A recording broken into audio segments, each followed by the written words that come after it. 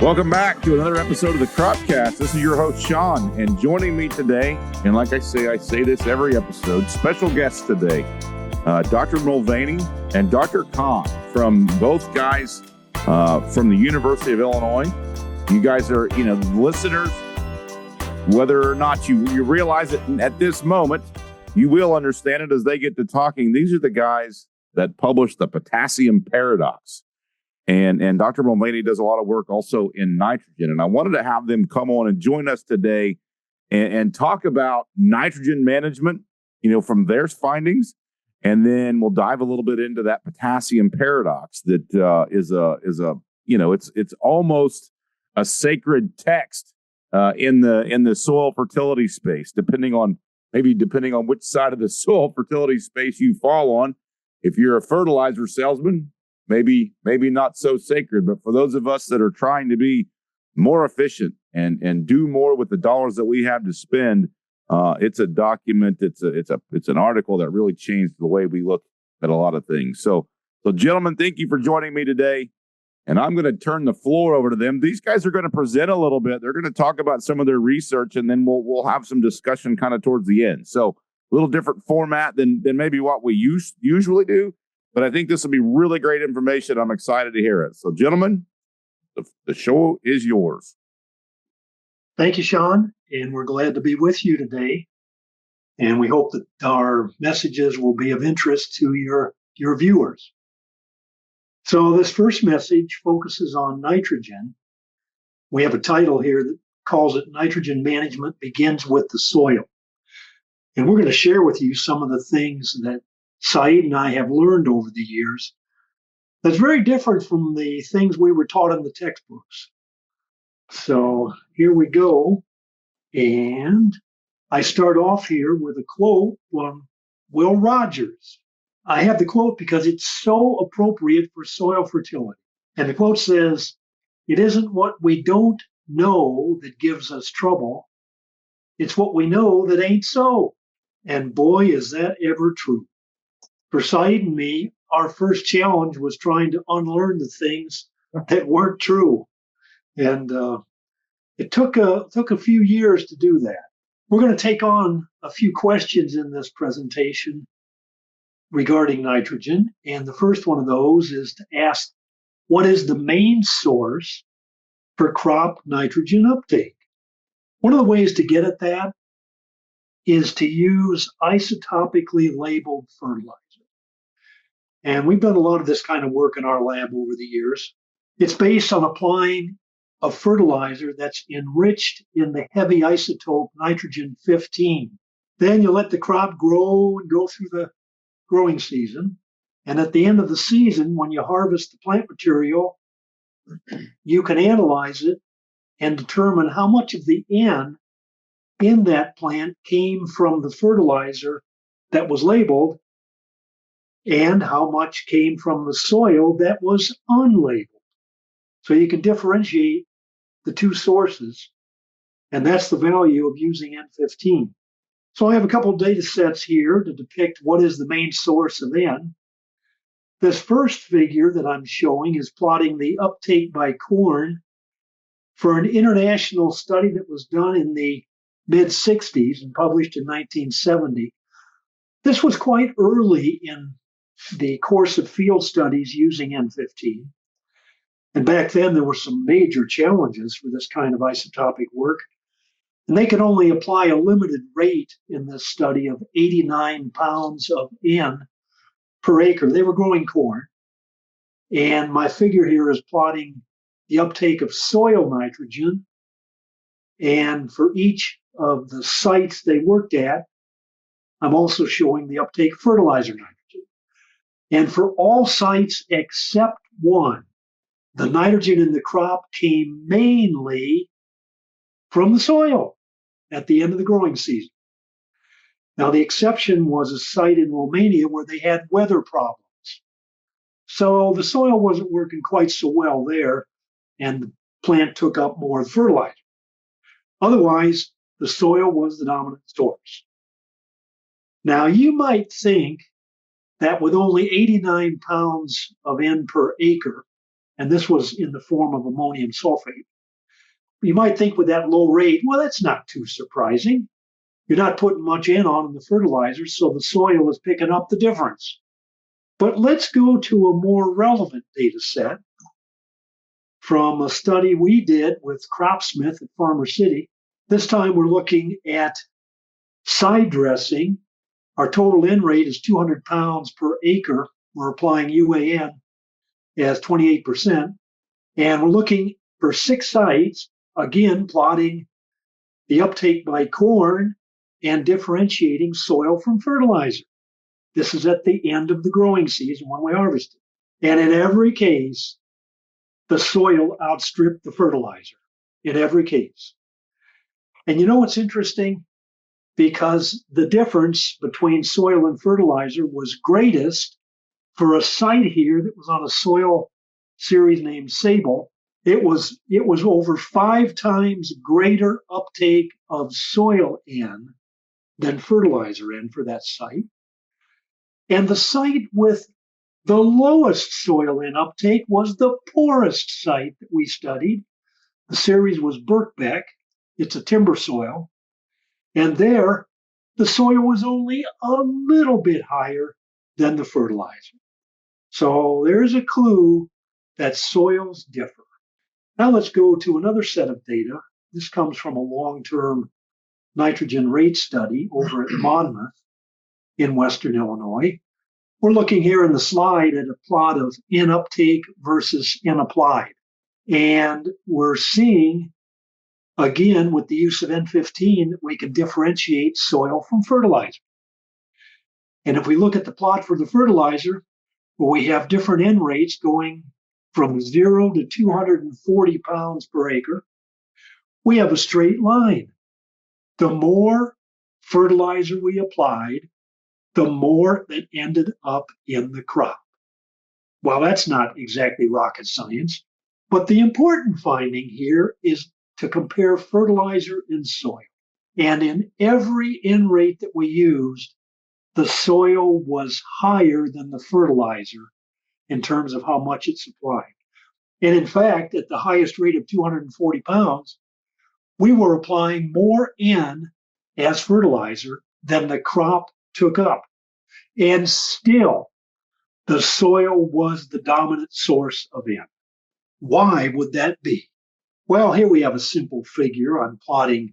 This is just conceptual, no data here, but it's a concept. Plotting crop uptake versus the time after fertilizer application.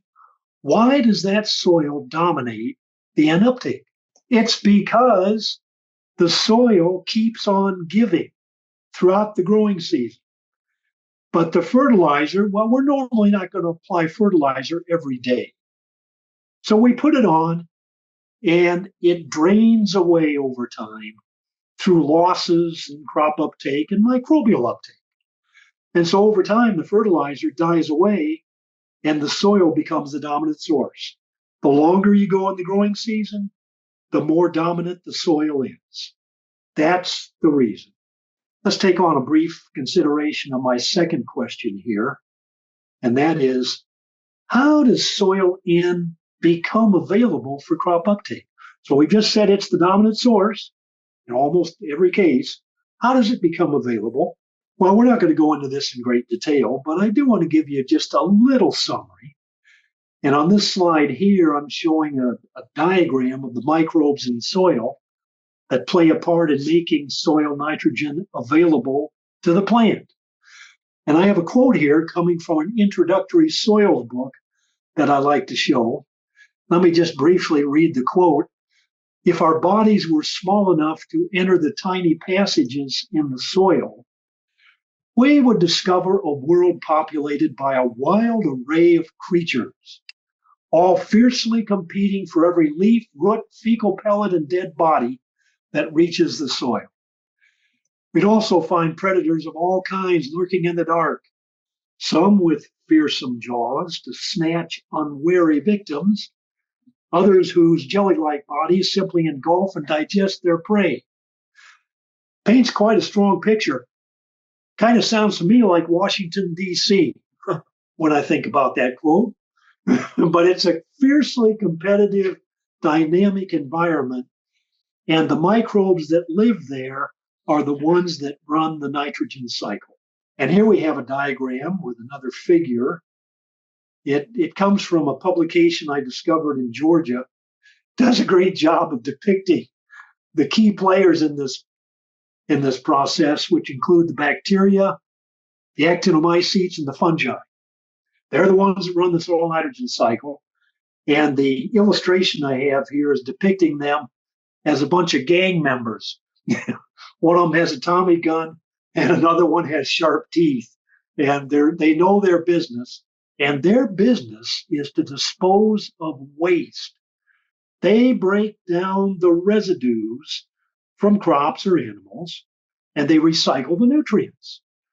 Now, their biomass can reach up to 20,000 pounds per acre in the plow layer collectively.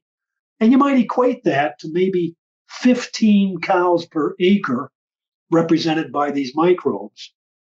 Their main job is decomposition, but they recycle the nutrients and are the key players in recycling nitrogen. They make the soil N available. Okay, switching over now to my third question. Do soils vary in N supplying power? We've already seen a little evidence that they do, but let's take a closer look at this topic, beginning with a data set that comes from a study done in Iowa back in the 1940s with oats. And in this study, I'm showing a figure from the paper that plots the yield increase from 20 pounds of nitrogen that was tested on a number of on-farm sites that they were studying. We're plotting that yield increase versus the soil's content of mineralizable nitrogen as determined through an incubation test. And the figure is telling a very interesting story. And the story is that the lower in the soil's production of mineral N, the greater is the yield increase from fertilization. That's what it's showing. Now, we have data sets here for 2 years, and the years differ because the weather differed. Okay? So the soils do vary according to this data set. They also vary according to this data set. Here we're looking at a plot of corn yield versus, just corn yield for 47 different on-farm sites that were studied in Illinois going back to the early 90s and then into the early 2000s. And these sites had not been manured for at least 3 years before they were studied to do N response trials. And what we're looking at in the figure, I've arranged the data. Again, I'm differentiating between the soil N and the additional N coming from fertilizer. So this is just yield data. And when I say the additional N from the fertilizer, I'm talking about the extra yield that we get from fertilization at the economically optimum N rate. So there's 47 data sets here. They're arranged so that the soil N contribution of the yield is decreasing from left to right. And one of the things I have to notice is that of these 47 bars in this figure, 11 of them show no extra yield from fertilization. Those were non-responsive sites. The fertilizer did not give any yield increase. And I also noticed that when I look from left to right on this figure, although the soil part of the yield with the check yield is decreasing as they go from left to right, there's a tendency for the fertilizer part of the yield to get bigger. And that's illustrating to me that the soils on the left side that have more to give need less fertilizer. The soils on the right side with less to give need more fertilizer. And that translates into variable N rates. Don't just feed your crops. Fuel their full potential with Amino from BW Fusion. Amino is your all-in-one foliar nitrogen solution that boosts nutrient efficiency and helps your crops convert nitrogen faster, saving energy when it matters most. With proven results like an 8 bushel per acre increase in corn and over 5 in soybeans, Amino helps your crops finish strong. Add to any tank mix. Deliver more yield. Amino, nitrogen made smarter. Learn more at bw-fusion.com/stressless. Here we have a simple conceptual diagram plotting yield versus fertilizer N rate for two contrasting soils. So we have soil A here depicted as a really good soil where the unfertilized yield on the y-axis isn't much lower than the plateau. So that soil didn't need much fertilizer. It just gains a little bit with fertilizer. It needs a low N rate. But I also have soil B here, and there is a much greater increase in yield as I bring on the fertilizer. That's a poorer soil, and it needs a higher fertilizer N rate. So that's the very basic idea that we're pushing here, that poor soils need more fertilizer in, good soils need less. Yeah, Saeed's telling me the recommendation doesn't quite work that way, and we're going to see that. In fact, it's the next question. Do the common or prevalent N recommendations account for those differences in soil N supplying power? Do they? Let's talk first about the one that's been used a long time, going back to the mid-70s. It's the 1.2 method, sometimes called the proven yield method. So here we're taking a corn yield goal that's supposed to be realistic, multiplying it times 1.2 to get the fertilizer N rate in pounds per acre. And then we correct that for things like a soybean credit or the use of manure. We deduct those from it in case that would be appropriate. So it's a very simple method, 1.2 times the yield goal. Now, the part of this that you probably never heard is, what are the assumptions it's based on? And believe me, it took Saeed and me years to figure out these assumptions because they aren't talked about much. The first one, and the most important, is that more of the crop in uptake comes from the fertilizer than the soil. In particular, they're assuming that 2/3 of the N in the crop at harvest came from the fertilizer, 1/3 was from the soil. So I go back to that earlier data set from Monmouth, and we're just looking at the proportion or the percentage of the N in the crop coming from the fertilizer. And I've added that here in the top of the figure. And we see at 60 pounds, it was 14%. At 120 pounds, it was 27%. 180, it was 38%. And 240, it was 45. Now just consider those numbers relative to the assumption. We're assuming 66% came from the fertilizer, but that's not the way it works. It was never that high. The soil was always more important than the fertilizer. So we might think from this assumption, we have a problem. And the second assumption is telling us, and this is fundamental to the 1.2 method, higher yields need more fertilizer. In this slide, I'm plotting the economically optimum yield versus the economically optimum N rate. This is for 69 on-farm sites where there was a significant fertilizer response. And we find out from the scattering of the points that there doesn't seem to be much of a relationship. Look at the correlation coefficient here, it's 0.08. The two parameters are not significantly related. Now, to me, this is a jaw dropper. We're talking about a fertilizer recommendation that starts with yield goal, but there's no relation between yield and optimum N rate. And so why would that be? It's because there's a second N source besides fertilizer. That N source is the soil itself. And so in this figure, we look at the points to the right here, where you needed a lot of fertilizer to get a good optimum yield. Those are the poor soils. You move to the left, where you could get at least as high a yield and oftentimes more with much less fertilizer. Those are the better soils.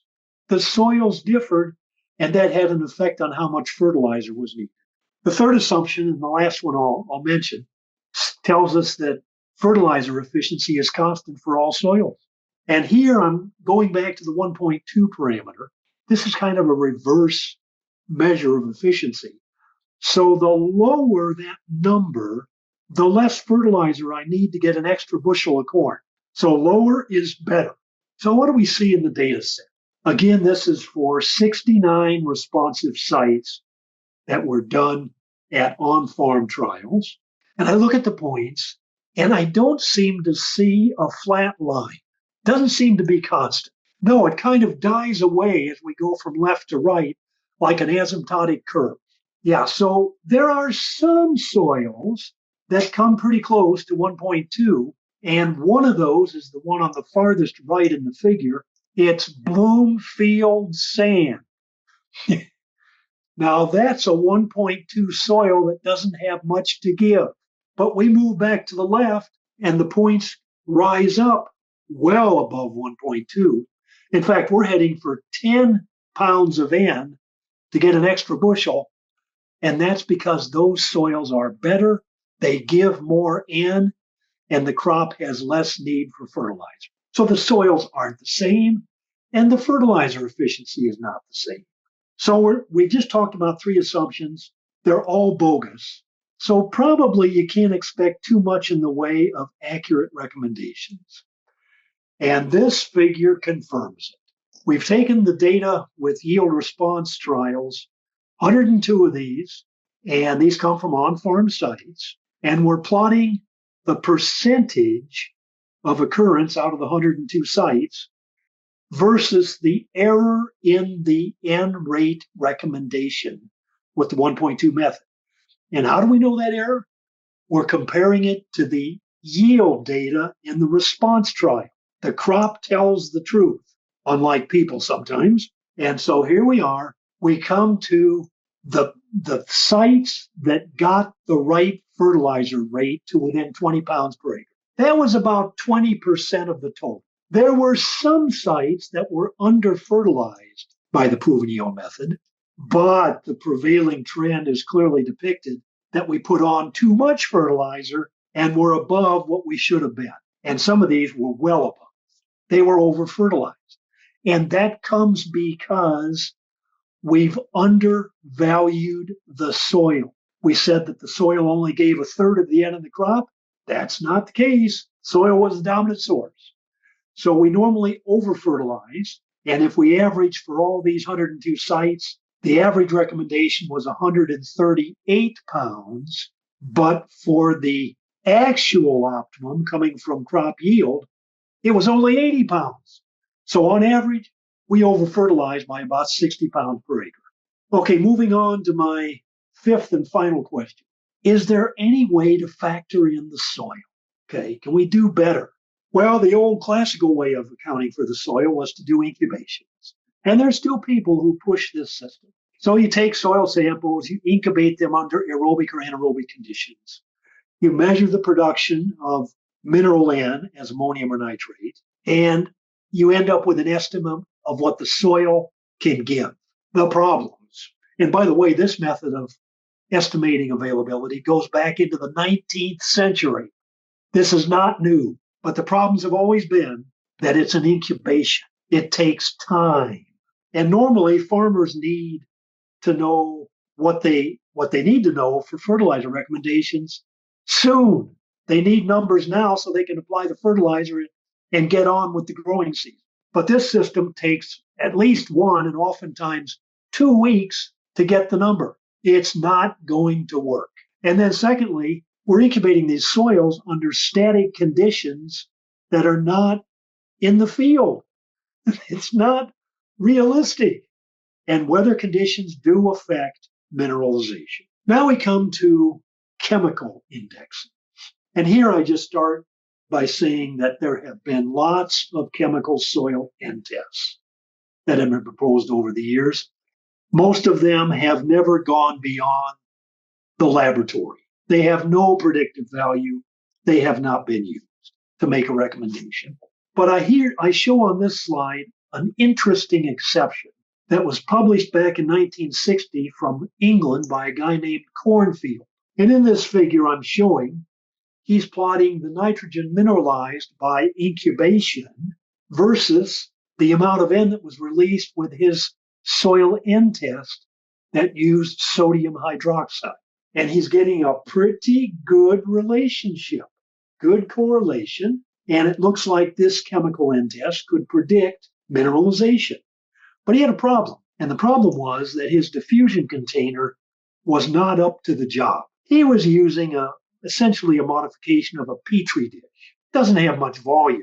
And leakage is a big problem with these things. And it never got off the ground. It never went anywhere. Well, Saeed and I came along in about the year 2000, and we had gotten a project funded to compare the nitrogen composition of responsive and non-responsive soils coming from yield response trial. Well, we just assumed we'd start out by using the conventional steam distillation methods to fractionate soil organic N. And we quickly found out that those methods didn't work.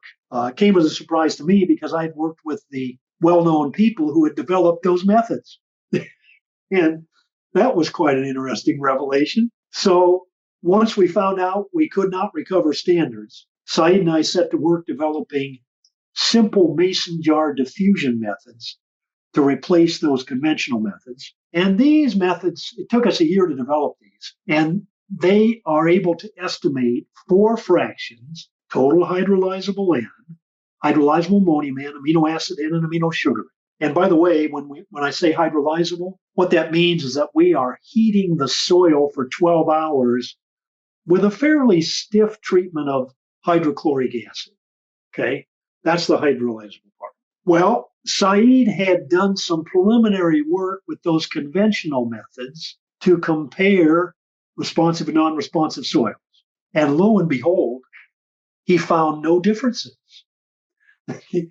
Some of those sites had been manured. The nitrogen looked just like it was for the non-manured soils. But when we had developed the diffusion methods and started to use those, a difference emerged. This slide is showing a table that gives the data from 11 non-responsive sites that we tested versus 7 responsive sites. And we're looking at those 4 fractions that we were now able to determine by diffusion. And we look at total hydrolyzable N first, and we find out that it doesn't clearly separate. So some of the non-responders have more total hydrolyzable N than some of the non-responders. They overlap. We can't separate them. Same is true of amino acid N. Here, again, we find there's overlap. And the same is true of hydrolyzable ammonium. That doesn't make any sense. We can't separate the 2 groups based on the test level. But I well remember the Monday morning that Saeed walked into my office and told me that we found a fraction. And I didn't believe him at first because the professors I had worked under who wrote the textbooks said there's no fraction. Well, they were wrong. In this table, we have the 4th data set. It's for amino sugar. And in that one, all the non-responsive soils tested higher than any of the responsive. They did not overlap. That was a new revelation. Then we came to the job of making the test simpler. And that led us to this Illinois soil N test that doesn't require the hydrolysis with hydrochloric acid. It's done directly on the soil sample. So you take the soil, you treat it with dilute sodium hydroxide, you heat it for 5 hours on a pancake griddle. Now this is high tech, you know it is. Heat it for 5 hours on a pancake griddle. It's in a mason jar. You collect the ammonia that comes off in a reagent called boric acid indicator solution. You can determine the N that's collected, and that becomes an estimate of the soil's N supplying power. It changes color, and we titrate it with acid. Now, this test is mainly measuring what we might call alkali labile organic N that relates to that amino sugar fraction. It also recovers ammonium N, which normally isn't a big deal unless the soil has recently been fertilized. But the test does not recover nitrate. So it's mainly an organic N test. So we took that test and we applied it to a total of 25 sites coming from end response trials and separated into responsive and non-responsive groups. And we found out that we could separate the two groups if we assumed a critical test value of 230 parts per million. So I have a figure here plotting fertilizer end response percentage versus the Illinois end test value. And we separate the two with that critical level. If we have soils that test higher than 230 ppm, they were non-responsive. They did not need fertilizer. If we have soils that tested lower than 230, they showed a significant fertilizer response. So that was the initial find. Well, we set to work. We had to learn more about this end test. So here I'm showing a couple of figures plotting the changes in end test values over time. The first one is plotting for 4 different sites that were being used for end response trials, the change in ISNT going from the spring to the fall of a single growing season. This was back in 2001. And we find out that in every case, the fall values were lower than the spring values. And that seems to make sense if this was a fraction that was helping to feed the plant. The plant helped to drain the level. In the lower figure, we're comparing changes between the growing seasons over the off season when there's no crop. And here we find that there was some increase. I'm showing 5 sites here. There was some increase in every case. And the implication is that when the crop is gone, it's no longer competing with the microbes for nitrogen. And this test is mainly focusing on a microbial nitrogen fraction, and that fraction seems to go up over the off season. So it gets restored, refilled, recharged. Then the issue comes up, aren't you just measuring organic matter? Well, the first thing we need to say here is that we're measuring a fraction of organic nitrogen. And so there are, of course, correlations to total organic matter or to total nitrogen. It's part of the total. But the important point is depicted by a couple of figures here. The first figure is the one we just looked at, plotting in fertilizer response versus soil test end value. And I told you that 230 parts per million separated the two groups of responsive and non-responsive. But then I've also added a figure here. This is plotting data for the same 25 sites, but this time we're just looking at total organic matter. And we find out we don't have a clean break. Some of the responsive sites have more organic matter than some of the non-responsive sites. So there may be a correlation, but it's not the same measure. And I might briefly mention that Said and I were down to Guatemala a couple months ago. They're very interested in using this Illinois end test for sugarcane. They've done a lot of yield response trials, and they had the same experience that we show in this slide. They said, well, organic matter has some value to predict end response, but the ISNT is better. And that's exactly what this slide is showing. So we came to the point of doing more response trials. Actually, we didn't do the trial, but they were done by 2 colleagues, Jeff and Lisa. And by 2003, we were up to a total of 102. And we wanted to use those response results to see how well this end test was working. So in this slide, I am grouping the sites into different management classes.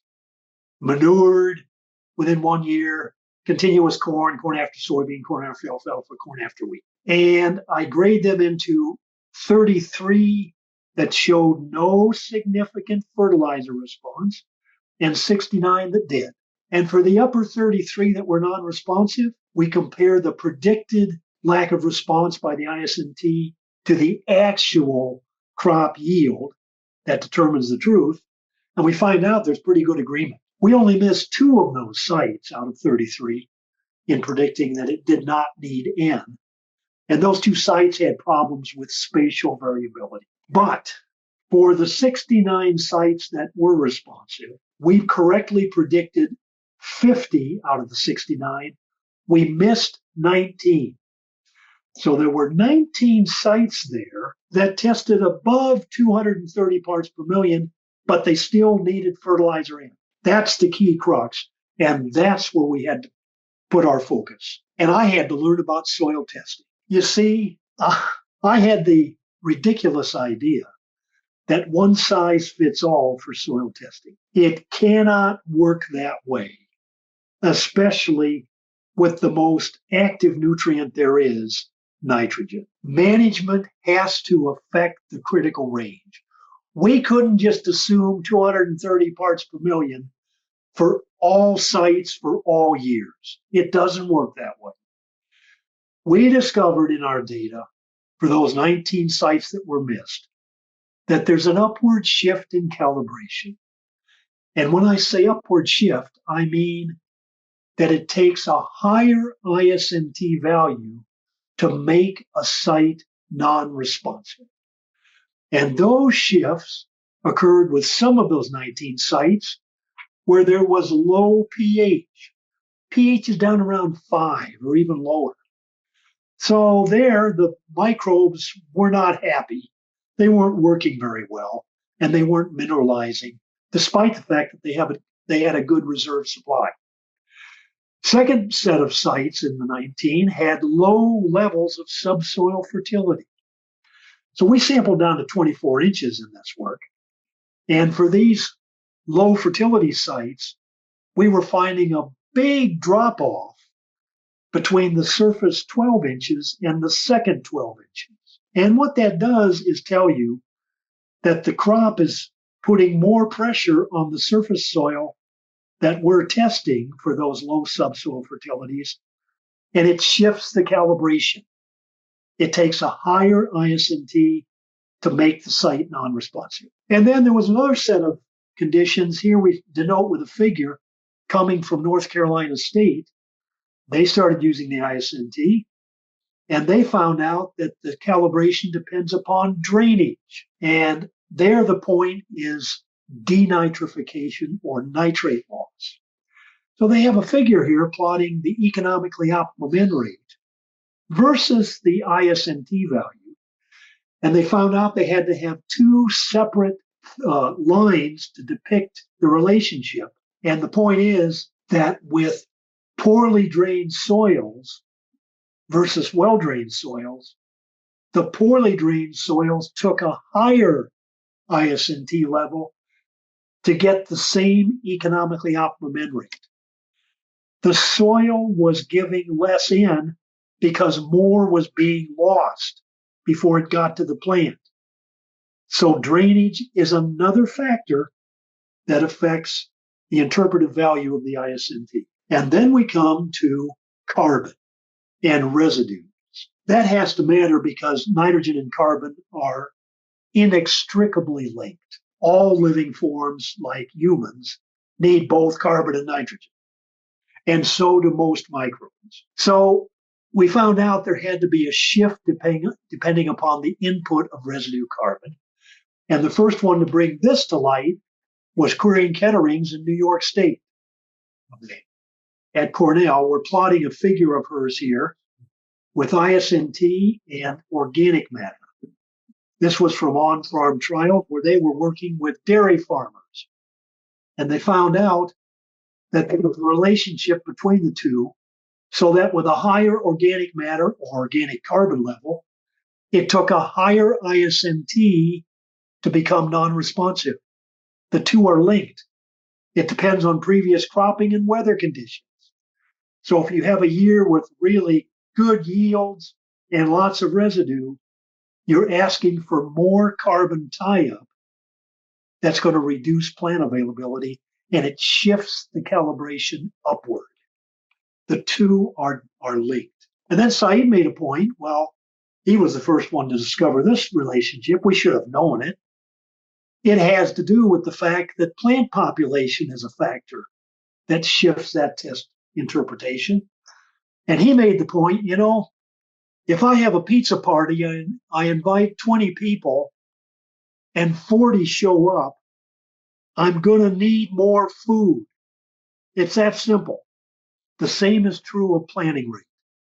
If I have more plants, they take a higher level of N test.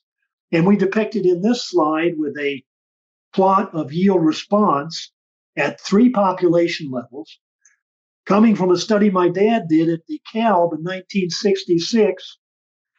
And in the figure, we find out that the lowest in response came from the lowest population, and the highest response was from the highest population. More plants take more food, and it shifts the calibration. So we come to realize through all this that we're dealing with something that's a fundamental interaction between the ISNT and plant population. And so we depict it here with a categorical analysis of our data from our 102 sites, and we're listing ISNT level and plant population. Plant population is grouped into lower and higher categories. And if we stay within a given level of ISNT and go across the row from lower to higher population, we find out that the end response increases. You get more bushels from fertilization with more plants, and the optimum N rate likewise increases. So more plants need more food. If we stay within a population level and go vertically to a higher ISNT, we need less fertilizer in, and we get less in response. They're interacting. And so that tells me that the areas of a field that have high ISNT levels are the most valuable. They give you the option to either back off on the N rate or increase the plant population. And later on in all this, we came to discover in an old experiment station bulletin going back to 1908, the advice given to plant corn thicker if the land is rich and thinner if the land is old and thin.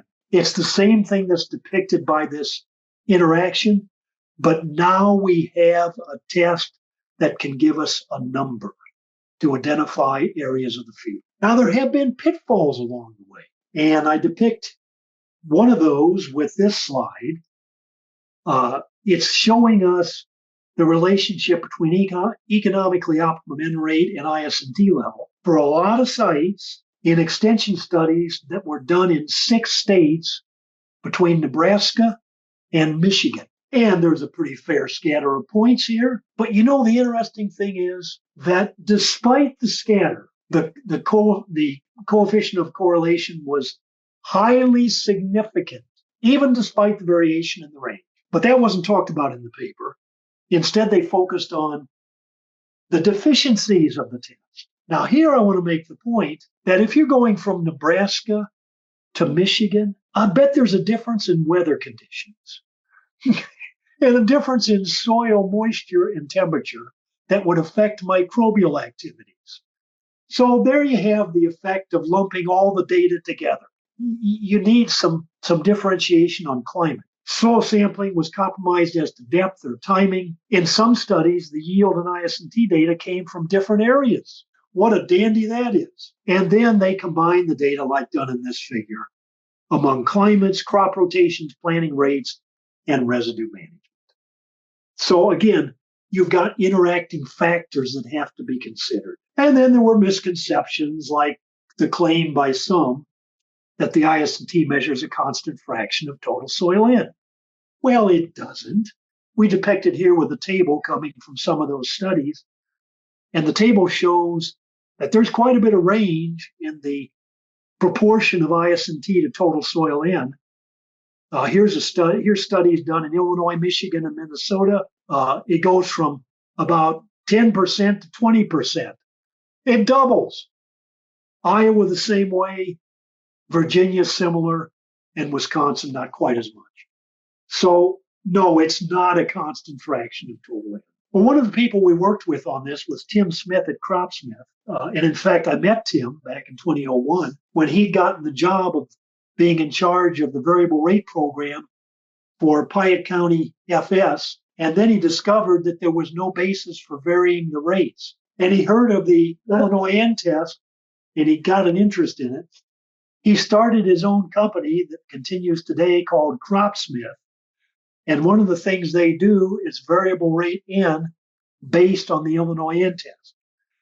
In this slide, I'm showing you an example from one of their trials in Piatt County, and it's depicting for a 68-acre field grid sample results that Tim came up with, and then they did response trials in that field in the year they tested it. And lo and behold, for the lower testing part of the field, they got an optimum N rate from response data of 175 pounds. For the higher testing area, the optimum rate was 125 pounds. It varies through the field because the soil varies. And here are two more maps from Tim. This was for a 640-acre field that he tested. And again, there were differences in the field.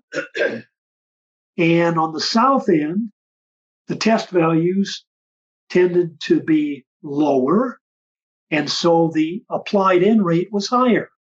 For the north end, the soil N test was higher, and he put on less N with fertilizer. When it came time to collect the yield data at harvest, we have a map here showing what happened, and it depicts what Tim has told me he sees time after time. For the high ISNT areas that get the lowest N rates, the yields are often the highest. Okay, the soil is the key, and it varies according to where you are in the field. And then we have a little summary here from the company in Hudson, Wisconsin, that I don't think is any longer active, VH Consulting. And there, the experience based on using the N test in northern Iowa was that N rate reductions typically averaged 25 to 30 pounds per acre in the first year, and that can be ramped up to 50 to 60 pounds later on. And the key point, with no effect on yield. Okay, you can cut back without reducing yield. Then he says, N recommendations within a field often vary by more than 100 pounds per acre, and that it's not at all uncommon to have fields with high testing areas that need no N at all. The right rate is 0. There has been a commercialized version of the ISNT developed by Solvita. It's the SLAN test. I depict it with a couple of photos in this slide. It's fairly simple to do. It uses a digital color reader, but the problem is the badges that are used to detect the ammonia that's produced by the soil, they're too expensive. They cost $12 a piece. There's no way you could run a variable rate program based on that price. So we've been working on a simpler, cheaper method instead of this SLAN test. So to wrap it all up, the soil is the main source for crop N uptake. That soil N becomes available by a process called mineralization that's run by the microbes. Soils vary widely in N supplying power. That variation is not accounted for by yield-based systems of recommendation, like the proven yield method. But soil N mineralization can be quantified with the Illinois N test, but other factors must be taken into account in making the interpretive recommendations. It's not just a standalone number. You must factor in the interactions. So that's my story from these slides. I hope it'll be of use to you. And if Sean has any questions, I'd be glad to answer them. That was really good. So I've got a page of notes, and I can't wait to watch this back because I'm sure I'll have another page or two of notes after that. But I'll be honest, there's so many things that I see as a parallel here, Dr. Mulvaney, and I think that I'm really kind of excited about diving deeper into this, to be honest with you. So I'll tell you a little bit about what some of the things we do. So we work with a lab, a soils lab in South Dakota, Alpena, South Dakota, called Next Level Ag Labs. We do a lot of soil testing that's called the indicator test, and essentially we're measuring. And one of the factors of that indicator test is essentially, so if we say run an indicator max test is what it's called. We're looking at the total pool of all nutrients, so a total digestion, We're looking at a standard, a Bray extraction for phosphorus, ammonium acetate for potassium, et cetera. And then we're also looking at the Haney extraction. And one of the measurements that we get is the SLAN on that as an outcome of that. So we base a lot of nitrogen recommendations off of the SLAN test, and are also looking at the organic fraction of nitrogen. So we call it the WEON, the water extractable organic N, which is part of that Haney extraction. So what I would say is, this is one of the reasons I wanted to visit with you, because our mindsets are very much aligned in the same direction. That as a whole, farmers are, I guess I feel like I can make broad statements at times, paint with a big brush. One of those broad statements would be, you use the data, and your data to me says, hey, the majority of farmers are probably over applying nitrogen, right? You've got the data sets, and you're saying that. We've looked at the soil test data that we've seen, and we say that. And at the same time, man, that's a hard sell with farmers to tell them that you're over applying 30 to 50 pounds of N. Yeah, Sean, I know it's a hard sell. And the reason it is because they've been conditioned to think of nitrogen fertilizers as insurance. They don't want to run short and lose yield. So, and I agree with that completely. And one of the things I just text Jason Schley is a gentleman's name, who started the lab. He's also the president of agronomy here at BW, and he's been on a lot of our episodes. I asked him, I said I should know this, because I've been utilizing these indicator tests for, I don't know, 6 or 7 years now. But I'd never paid it. Some of the things, I don't know how the measurements are taken, right? So I said, hey, how are we measuring SLAN?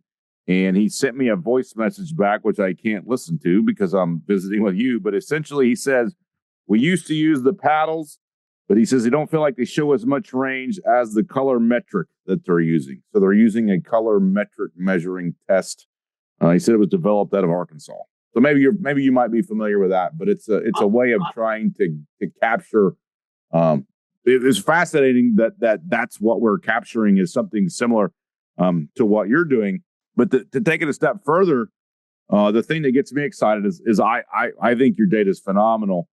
But I'll also say that I think one of the things that from your the slide you showed from Cropsmith, I feel like we can streamline So one of the things that we do is when we collect our samples in zones rather than in grids. Yeah, sure. And we delineate zones using it's kind of a process of imagery. So you take the number of aerial images now that exist of crop fields that are taken constantly.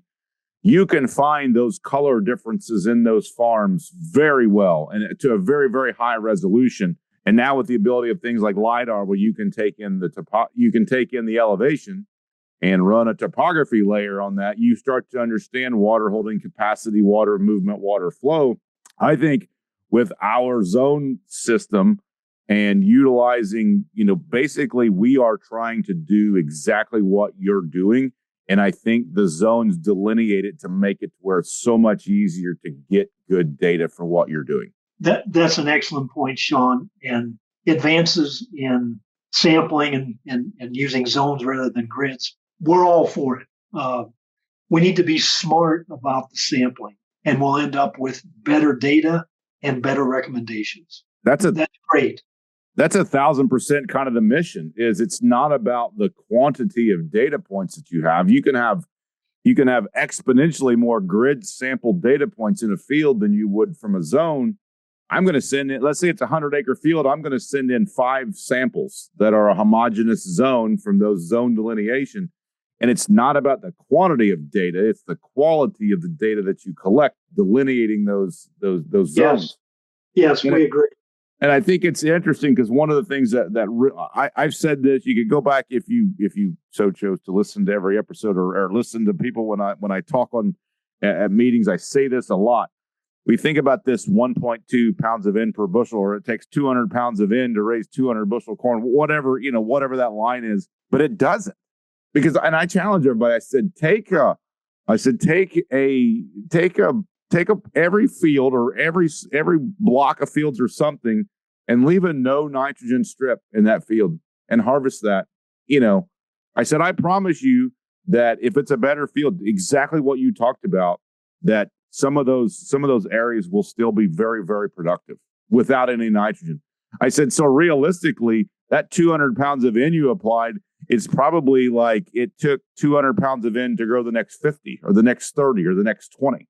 Because it's not 1.2 pounds of N per bushel, because the way that agriculture is today is we look at this soil. It's like it's like potting mix. It's a growing medium. It's like vermiculite. There's no nutritional value to vermiculite per se.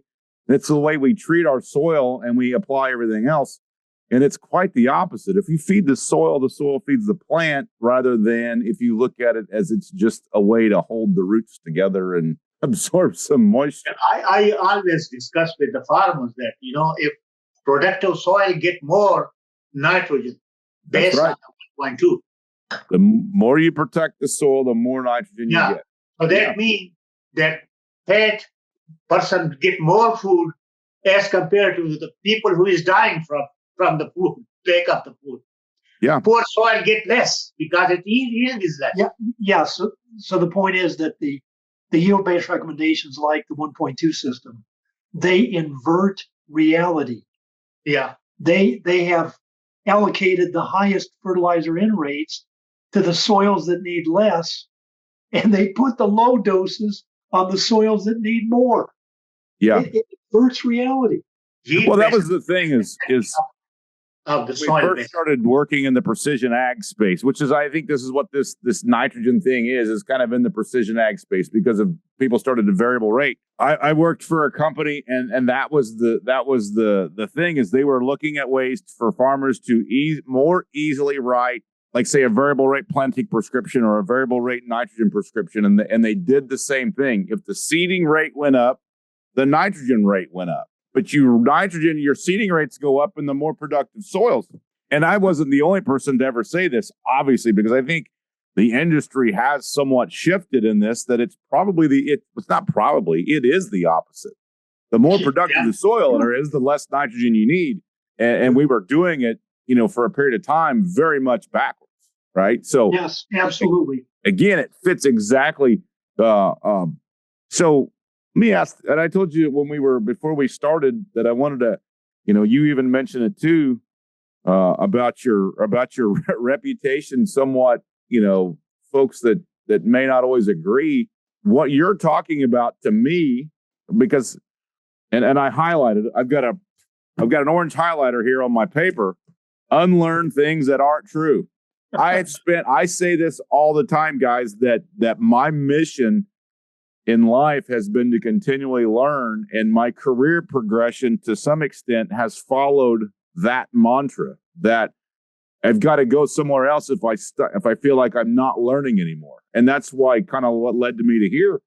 I've always said I'm a traditional agronomist or a recovering agronomist because I've had to unlearn so many things that you hold to be true. And when you think about it from that perspective, your eyes start to open and you realize how these soils begin to work. And the more I learn, the less I know. I will tell you that. The more I learn, the less I know. Yes, I have the same experience. But the industry has gotten so far away from biology and the microbial, looking at how the soil feeds itself. I mean, we've got a slide that I put up in every slide deck I've ever done. The plant feeds the soil, sugar, photosynthesis, sunlight, sugars, root exudates, just feeding those microbes. The more we stimulate those microbes, the more nutrients they release. So we're a company that sells biological product and there's value there. But at the end of the day, it's all about stimulating the microbes and getting nutrient release from that. And I think your research right now, the nitrogen side of it especially, speaks to that. So I thought this was really good. Well, I've really enjoyed the opportunity to let you guys present today. If you ever want to come on and just chat, you've got my email. I may reach out to you guys via email from time to time, if that's okay with you. I would be opposed to having chat again in the future and just get your take on a few other things. So, anything else you guys have before I wrap this up and let you go on about your day? That's it. Thank you for your listening our message.